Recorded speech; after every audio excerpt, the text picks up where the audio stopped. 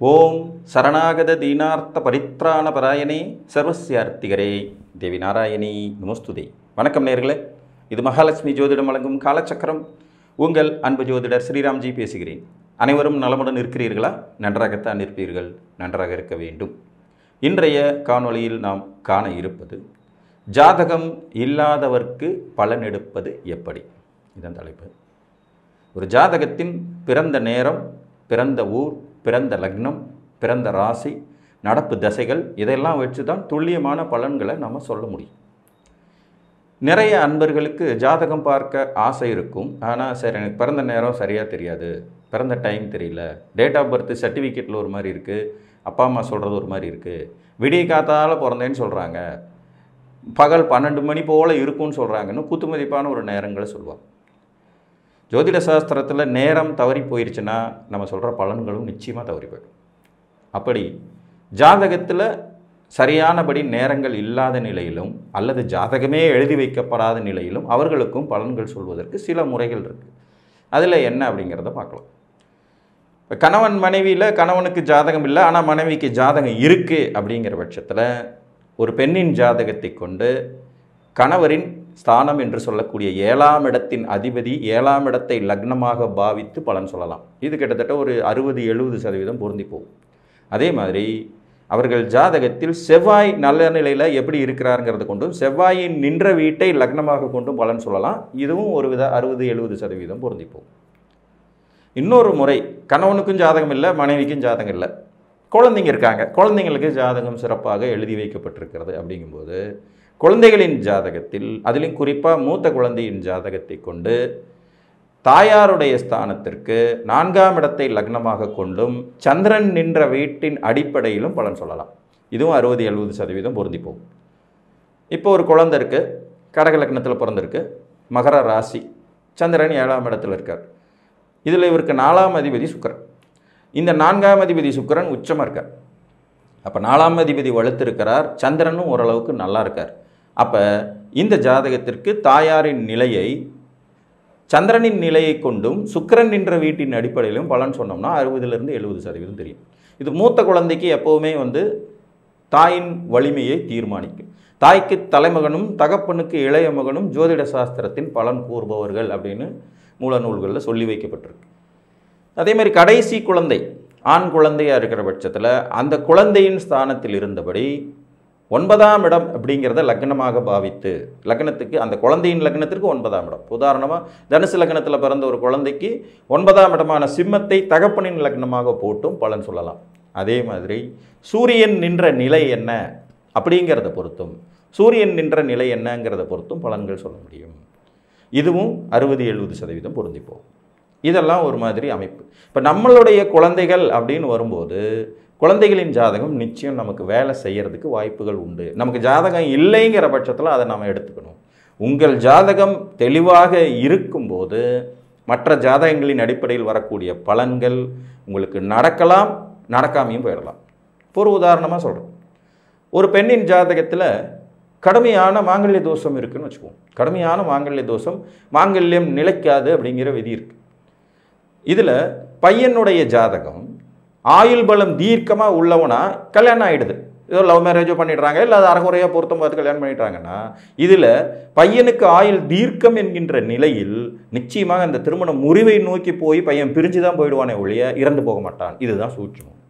ஆனால் பெண்ணின் ஜாதகத்தில் மாங்கல்ய பலம் இல்லைங்கிற விதி இருக்கும். அதுக்காக அந்த பெண்ணோட ஜாதகம் முழுசாக வேலை செஞ்சு பையனை காலி பண்ணிவிடும் அப்படின்னு எடுத்துக்கவே முடியாது. அதுவே பலகீனப்பட்ட ஆயுள் பலம் கொண்ட ஒரு ஜாதகமே இணைக்கப்பட்டிருந்ததுன்னா மத்தியம வயதிலேயோ இளமையிலேயோ திருமணம் முடிஞ்ச கையோடையோ கொஞ்ச நாள்லேயோ கணவனுக்கு மரணம் சம்பவிக்க விதிகள் உண்டாகுங்கிற தாக்கத்தை ஏற்படுத்தும். இது தீர்மானிக்கிறது பெண்ணோட ஜாதகத்தில் அந்த அமைப்பு இருந்தாலும் அதை ஏற்றுக்கொள்ளும் அமைப்பு பையன் ஜாதகத்தில் இருந்தால் மட்டும்தான் உண்டு.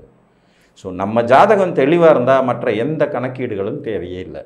ஆனால் நம்ம ஜாதகம் இல்லை, பிறந்த நேரம் தவறாக கணிக்கப்பட்டு விட்டது, அல்லது பிறந்த தேதியே தெரியாது, சர்டிஃபிகேட்டில் ஏதோ ஒன்று இருக்குது வேறு இருக்குங்கிற பட்சத்தில் தான் மற்ற ஜாதகர்களின் உதவியை எடுத்துக்கணும். இதில் ஓரளவு நல்ல துல்லியமான பலன்கள் கிடைக்கப்பெறுவது வாழ்க்கை துணையின் ஜாதகத்தின் மூலமாக நம்மளை கணிச்சிக்கிறது ஒன்று, நாம் பெற்ற குழந்தைகளின் ஜாதக அடிப்படையில் நம்மளதை கணிச்சிக்கிறது 2. எனக்கு ஒரே பையன்தான் சார் இருக்கான் அப்படின்னா அந்த ஒரே குழந்தையின் ஜாதகப்படி 9ஆம் இடம் கொண்டும் சூரியன் கொண்டும் தகப்பனின் பலன்களையும் 4ஆம் இடம் கொண்டு சந்திரன் கொண்டு தாயின் பலன்களையும் கணிச்சிக்கலாம். இது ஒரு 60-70% பலன் வரும். இது போக இன்னொரு மெத்தடும் இருக்குது.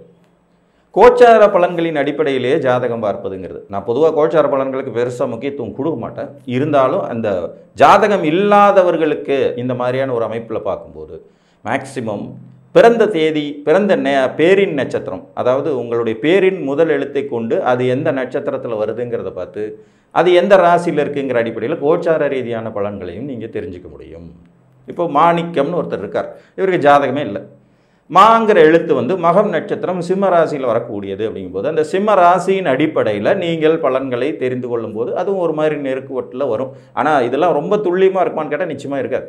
அதே மாணிக்கத்திற்கு மனைவியின் ஜாதகம், குழந்தையின் ஜாதகத்தை கொண்டு கணிக்கப்படும் பலன்கள்ங்கிறது கிட்டத்தட்ட 60-70% ஒத்து போகும். மாணிக்கம்ங்கிற பேர் ராசிக்கு எனக்கு சிம்ம ராசின்னு சொன்னாங்க சார், மக நட்சத்திர சிம்ம ராசி, நான் அதை தான் ஃபாலோ பண்ணிகிட்டே இருக்கேன், கோயிலில் கூட நான் அந்த பேரில் தான் அர்ச்சனை பண்ணிக்குவேன்னு சொல்கிறவங்களுக்கு இந்த கோச்சாரத்தில் 6இல் சனி இருக்கிறார், 7இல் சனி இருக்கிறார், 5இல் குரு இருக்கிறாருங்கிற பலன்களெல்லாம் பெருமளவு ஒத்துப்போவதில்லை. ஆனால் அதையும் பார்ப்பார்கள்ங்கிறது ஒரு அமைப்பு. இவைகள் எதுவுமே இல்லாத நிலையில் பிரசன்ன ஜோதிடத்தின் மூலமாக ஒருத்தருக்கு அப்போதைக்கு தேவைப்படக்கூடிய பிரச்சனைகளுக்கான தீர்வு வழிமுறைகளை சொல்வதற்கும் சாத்தியம் உண்டு. பிரசன்ன ஜோதிடத்தில் ஒருத்தர் நம்ம முன்னாடி உட்கார்ந்து அவங்க பிரசன்னம் கேட்டு அதற்கு சோழி பிரசன்னம், வெற்றிலை பிரசன்னம் நிறைய வழிமுறைகள் இருக்குது. அதன்படி பார்க்குறது, பிரசன்ன ஜாதகமே கணிச்சு பார்க்குறதுங்கிறதும் ஒன்று உண்டு. கேள்வி கேட்கப்படும் நேரத்திற்கான லக்னம், ராசி, கிரகங்களுடைய நிலைப்பாடுகளை கொண்டு அவர்கள் கேட்கப்படும் கேள்விக்கு அப்போது நடக்கும் தசாபுக்தி அடிப்படையில் அனுகூலமான பலன்கள் அல்லது அனுகூலமற்ற பலன்கள் துல்லியமாக சொல்கிறதுன்றதும் உண்டு. இதுவும் ஒரு மாதிரி குத்துமதிப்பான அமைப்புகள் தான். எல்லாத்துக்கும் தாய்ங்கிறது நம்ம ஜாதகம் தாங்க. ஜென்ம ஜாதகம் அது 100% நமக்கானது. துல்லியமாக கணிக்கப்பட்டிருக்கும் ஒரு ஜாதகம் உங்கள் பிறப்பு முதல் இறப்பு வரையிலான சூட்சுமங்கள் அனைத்தையும் சொல்லிவிடும். நமக்கு ஜாதகமே இல்லை, வாழ்க்கை துணையின் ஜாதகத்தை மெயினாக எடுக்கலாம். ஏன்னா வாழ்க்கை துணைங்கிறது நம்ம கூட சேர்ந்து ட்ராவல் பண்ணுறவங்க. அவர்களின் ஸ்தானப்படி ஒரு ஆணாக இருந்தால் 7ஆம் இடத்தையும் சுக்கிரனின் நிலையம் கொண்டு பலன்களை அறியலாம். பெண்ணாக இருந்தால் 7ஆம் இடத்தையும் செவ்வாயின் நிலையையும் கொண்டு பலனை அறியலாம். குழந்தைகள் பிறந்திருக்கும் போது குழந்தைகளின் ஜாதகத்தில் தாயாருக்கு பலன்களை எடுப்பதற்கு 4ஆம் இடம் மற்றும் சந்திரனை கொண்டும், தகப்பனாருக்கு பலனை எடுப்பது 9ஆம் இடம் மற்றும் சூரியனை கொண்டும் பலன்களை எடுக்கலாம். இது 60-70% பொருந்தி போகக்கூடிய அமைப்பு. அதிலே மூத்த குழந்தை, இளைய குழந்தை கணக்கு ஒன்று இருக்குது. மூத்த குழந்தை, இளைய குழந்தை, இப்போ ஒருத்தருக்கு 3 பசங்க இருக்காங்க.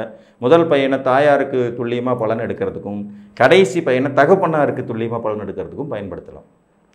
இது இல்லைங்கிறதுனால வரக்கூடிய ஆல்டர்னேட் தான். நம்மகிட்ட ஜாதகம் இல்லை அல்லது பிறந்த நேரம் தவறாக இருக்குங்கிற போது வரக்கூடிய ஆல்டர்னேட். 3ஆவதாக ஒரு விதி, உங்கள் பிறந்த நாம நட்சத்திரத்தின் அடிப்படையில் வரக்கூடிய ராசியின் அடிப்படையில் பலன் எடுக்கலாம். ஒரு சொத்து பிரச்சனை எப்போது தீரும், ஒரு நோயின் தன்மை எப்போது மாறும், ஒரு வழக்கு எப்போது முடிவுக்கு வரும், ஒரு வேலை எப்போது கிடைக்குங்கிற மாதிரியான உடனடி இன்ஸ்டன்ட் கேள்விகள், உடனடி கேள்விகளுக்கு பிரசன்ன ஜாதகத்தின் மூலமாகவும் பலன் எடுக்கலாம். இவைகள் ஆலையில்லாத ஊருக்கு இழுப்பை பூ சர்க்கரை என்கின்ற விதியின் அடிப்படையில் தான் வரும். நமது ஜாதக ஜென்ம ஜாதக துல்லிய ஜாதகம் தரக்கூடிய அளவுக்கான துல்லிய பலன்களை தராது. பட் நம்ம குடும்ப உறுப்பினர்கள் தரக்கூடிய பலன்கள்ங்கிறது 60-70% பொருந்தி போகுங்கிறது தான் நிதர்சனமான உண்மை. இதை தாண்டி பிரசன்ன ஜோதிடம், வெற்றிலை ஜோதிடம்னு நிறைய விஷயங்கள் மூலமாகவும் பலன்களை அறிந்து கொள்வதற்கு முடியும். கோச்சார பலன்களின் தாக்கம் அப்படிங்கிறத வச்சு நம்ம நாம நட்சத்திர அடிப்படையில் ஒரு ராசியை வச்சுட்டு அதையும் பார்த்துட்டு இருக்கிறவங்களும் உண்டு. என்னதான் இருந்தாலும் ஜென்ம ஜாதகம் என்கின்ற நமது ஜாதகம் இல்லாத நிலையில் பலன்கள் என்பது இப்படியும் அப்படியுமாக குளறுபடியாகத்தான் கிடைக்கும். துல்லியமான பலன்கள் கிடைக்கப் பெறுவதற்கான வாய்ப்புகள் குறைவு என்று கூறி மீண்டும் ஒரு காணொலியில் உங்களை சந்திக்கும் வரை உங்களிடமிருந்து அன்புடன் விடைபெற்றுக் கொள்வது உங்கள் அன்பு ஜோதிடர் ஸ்ரீராம்ஜி. நன்றி, வணக்கம்.